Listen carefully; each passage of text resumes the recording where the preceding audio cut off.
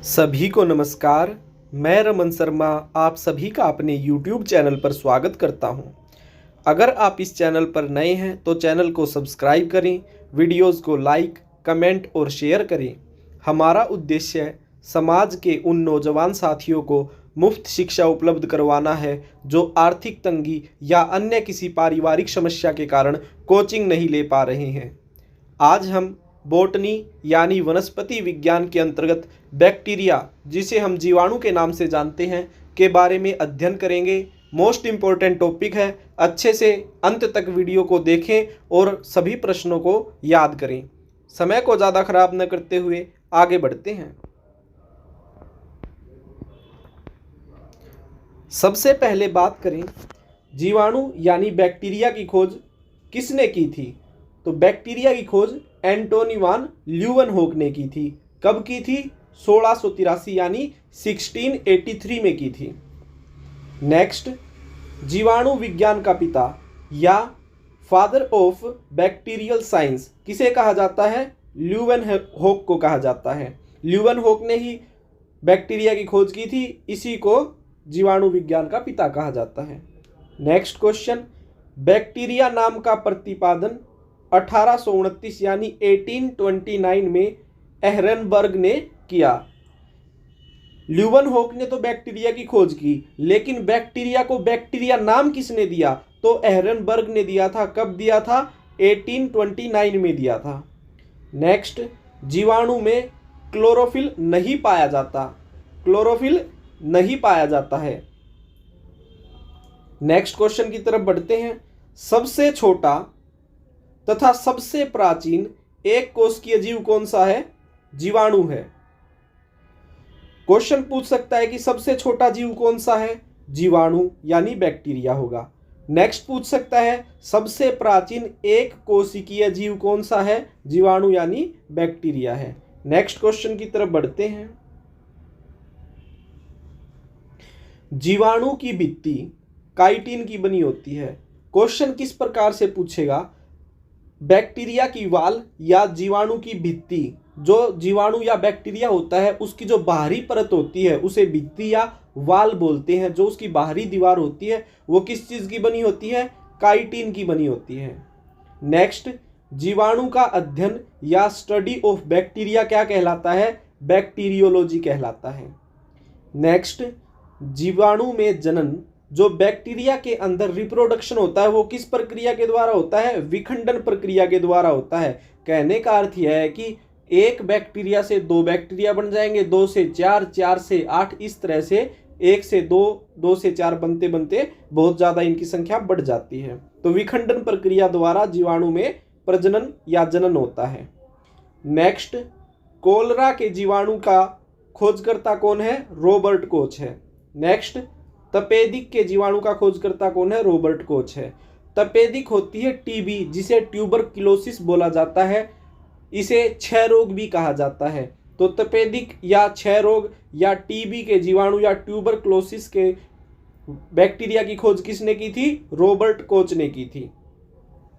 Robert Koch ने ही germ theory of disease, जिसे हिंदी में रोग का जर्म सिद्धांत कहा जाता है, तो जर्म थ्योरी ऑफ डिजीज का प्रतिपादन किसने किया था? रॉबर्ट कोच ने किया था। मोस्ट इंपॉर्टेंट टॉपिक है, अच्छे से याद कर लीजिएगा। सभी प्रश्न बहुत ही इंपॉर्टेंट क्वेश्चन है। नेक्स्ट, रेबीज के टीके की खोज किसने की? लुई पास्चर ने की थी। रेबीज कब होती है? जब कुत्ता काट लेता है तो रेबीज हो जाती है। नेक्स्ट क्वेश्चन,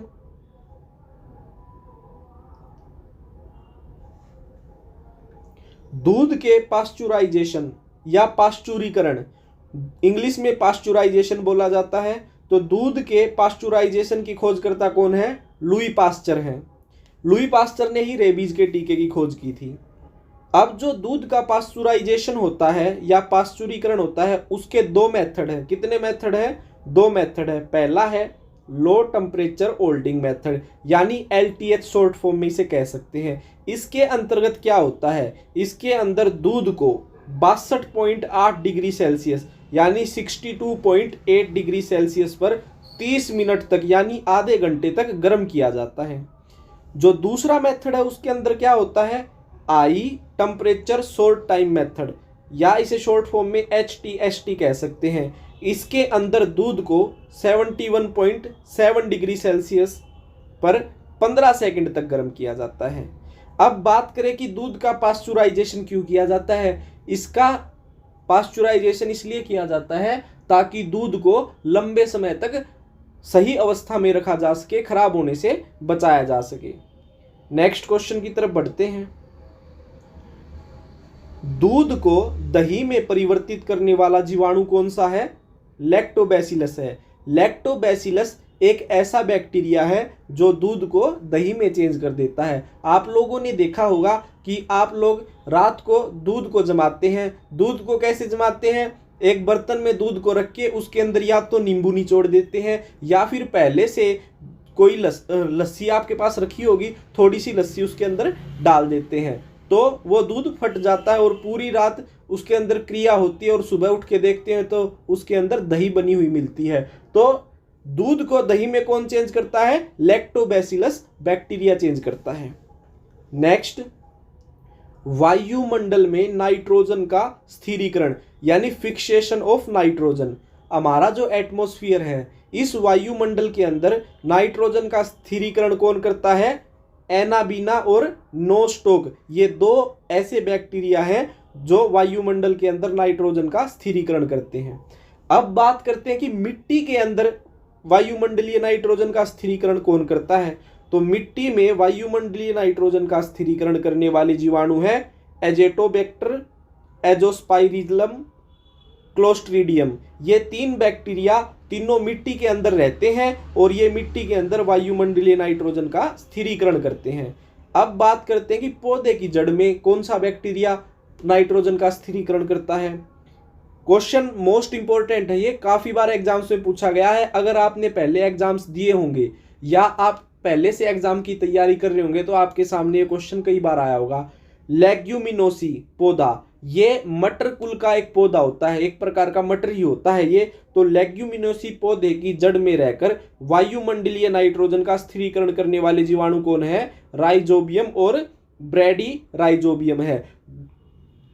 आपके ऑप्शन में राइजोबियम ही मिल जाएगा, मैक्सिमम आंसर में राइजोबियम मिलता है, लेकिन ये दो ऐसे जीवाणु हैं जो पौधे की जड़ में रहकर, मटर के पौधे की जड़ में रहकर वायुमंडलीय नाइट्रोजन का स्थिरीकरण करते हैं, राइजोबियम और ब्रैडी राइजोबियम। नेक्स्ट क्वेश्चन की तरफ बढ़ते हैं। अब बात करते हैं चर्म उद्योग के बारे में। जो चमड़ा उद्योग है, चमड़ा उद्योग में चमड़े से बालों और वसा को हटाने का कार्य जीवाणुओं के द्वारा होता है।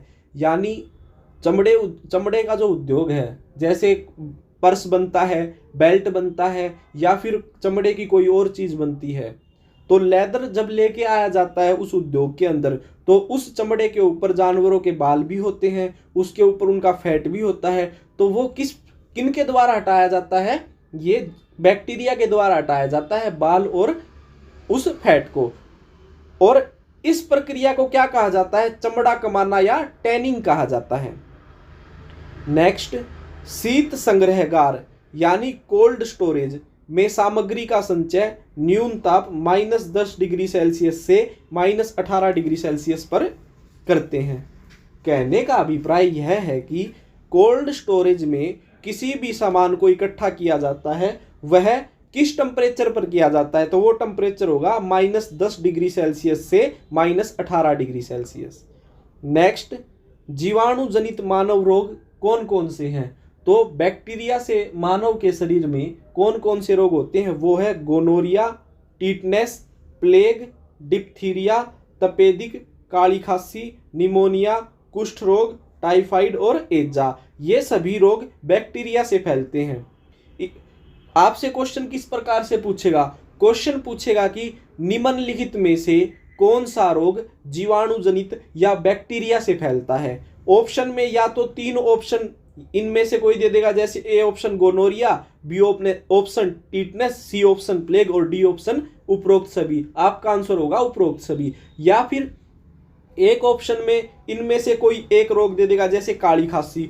बी, सी और डी में ऐसे दे देगा जो वायरस से फैलते हैं या फिर फंगस से फैलते हैं। तो आपका ऑप्शन ए हो जाएगा काली खांसी। नेक्स्ट क्वेश्चन की तरफ बढ़ते हैं। आकृति के आधार पर, यानी इनके जो शेप होती है उसके आधार पर जो बैक्टीरिया होता है वो कितने प्रकार के होते हैं उनके बारे में बात करते हैं। सबसे पहला है बैसिलस। जो बैसिलस जीवाणु होते हैं इनकी आकृति छड़नुमा या बेलनाकार होती है। कहने का अर्थ यह है कि एक लंबी डंडी देखी होगी उस जैसी इनकी आकृति होती है। नेक्स्ट है कोकस। कोकस के अंदर क्या होता है, ये गोलाकार एवं सबसे छोटा जीवाणु होता है। कोकस बैक्टीरिया गोल होते हैं और इनका आकार सबसे छोटा होता है। क्वेश्चन क्या पूछेगा, सबसे छोटा जीवाणु कौन सा होता है, कोकस होता है। नेक्स्ट कोमा सेप्ड या विब्रियो। जैसा कि इसके नाम से पता चल रहा है कोमा सेप्ड। अंग्रेजी के अंदर आपने देखा होगा कोमा, कोमा का निशान ऐसा होता है, ऐसे जो कोमा लगता है उस कोमा किस आकार का ये होता है। और इसके उदाहरण है एक तो विब्रिया और कोलेरी, इनकी शेप कोमा जैसी होती है। नेक्स्ट है स्पाइरिलम। स्पाइरिलम की शेप स्प्रिंग के जैसी और स्क्रू के जैसी होती है। जैसा स्प्रिंग घुमावदार होता है उसी तरह ये बैक्टीरिया भी घुमावदार होता है। तो आज हमने बैक्टीरिया से रिलेटेड महत्वपूर्ण प्रश्नों पर चर्चा की। आशा करता हूं आपको यह वीडियो अच्छे से समझ में आ गई होगी। धन्यवाद। जय हिंद, जय भारत।